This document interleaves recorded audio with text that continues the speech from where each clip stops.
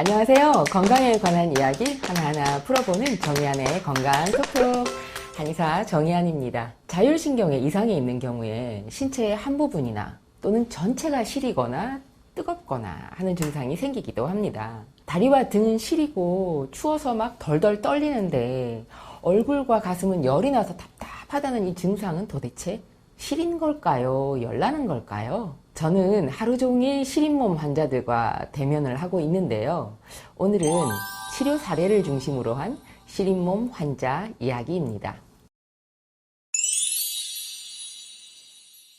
삼복더위에 딸과 함께 처음 내원하신 여사님이 있었습니다. 남들은 훌훌 다 벗고도 덥다고 부채질하는 이 삼복더위에 모자에 양말에 담요까지 두른 겨울 복장으로 내원하신 분입니다. 담요는 여름 어딜 가나 틀어대는 이 에어컨 냉기로부터 몸을 보호하기 위해서 머리부터 몸까지 모두 가리는 용도로 사용을 하셨다고 하네요. 이분이요, 어딜 가나 들고 다니는 여름철 외출 필수품이 담요라고 합니다. 그래서 여름철 외출은 정말 큰 마음 먹지 않는 이상 거의 안 하고 산다고 하셨어요. 에어컨 없는 곳을 찾을 수가 없고 특히 대중교통 타고 다니는 건 완전 불가능한 일이라고 하십니다. 무슨 이런 병이 다 있느냐고 하소연. 또 여름엔 에어컨 때문에, 겨울엔 찬바람 때문에 담요를 두르지 않으면 살 수 없다고 하소연하셨는데요. 이분을 자율신경 기능 이상으로 시린 몸이 생긴 걸로 진단을 하고요. 한약 처방과 약침 치료 꾸준히 진행을 했습니다. 자, 마침내 지난 여름에는 저하고 진료실에서 이렇게 대화를 할 때 에어컨을 틀어뒀는데도 이분이 반팔 차림으로 앉아서 진찰 받으실 수 있을 정도로 시린 몸 증상이 없어졌습니다. 이분은 50대 초반에는 폐경이 막 되고 난 다음이라서 무릎만 시렸다고 하는데 해가 갈수록 다리와 발 그리고 하체 전체가 너무 시리고 추워서 견딜 수가 없다고 내원하신 분입니다. 나이는 55세이고요. 이 얼굴과 뒷목으로는 열이 막 올라오고 가슴은 답답해서 잠 잘 못 자는 날도 많아졌다는데요. 병원에 물론 가보셨겠죠. 병원에 갔더니 갱년기 증후군인 것 같기도 한데 검사에는 이상이 없다고 해요. 그리고 뾰족한 치료 방법 못 찾겠다 해서 실망하셨다고 합니다. 자, 저한테 이렇게 진료실 찾아오셨을 때는 갱년기 증후군인가 해서 여성 호르몬 한동안 복용을 하셨던 분이에요. 그런데 이제 얼굴에 열이나 다리의 시린감은 별로 호전이 되지 않아서 굉장히 낙담하던 중이었거든요. 전형적인 상열한 증상이죠. 상체는 뜨겁고 하체는 차가운 병적인 에너지 교란 상태인 거죠.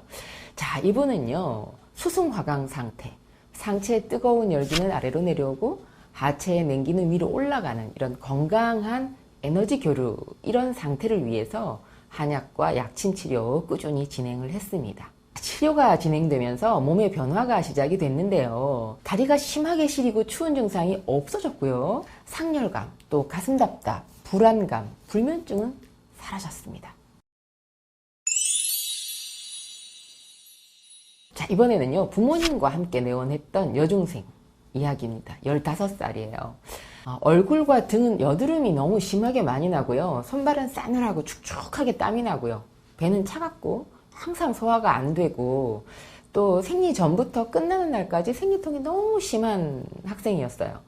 또 소화가 더 안 돼서 생리 기간 동안 늘 느글느글하고요. 막 구역질 나고 밥 전혀 못 먹을 정도로 증상이 심해서 생리할 때는 항상 학교 조퇴를 했다고 합니다. 그리고 손발이 차갑고 축축한 것 때문에 이게 심리적으로 위축되잖아요. 그래서 학업에도 지장이 많고요. 또 생리통 너무 심해서 산부인과 진료도 받아봤는데 자궁과 생식기 계통에는 아무 문제가 없는데 스트레스가 많아서 생긴 증상인 것 같다. 이러면서 이 학생을 정신과 치료를 권유를 했다고 합니다. 자, 여학생들의 이런 시린 몸은요, 사춘기의 민감함, 그리고 또 가정 스트레스나 학업에 대한 압박감, 이런 정신적인 긴장의 원인이기도 하고요. 여성 호르몬의 영향을 예민하게 받기 때문이기도 합니다.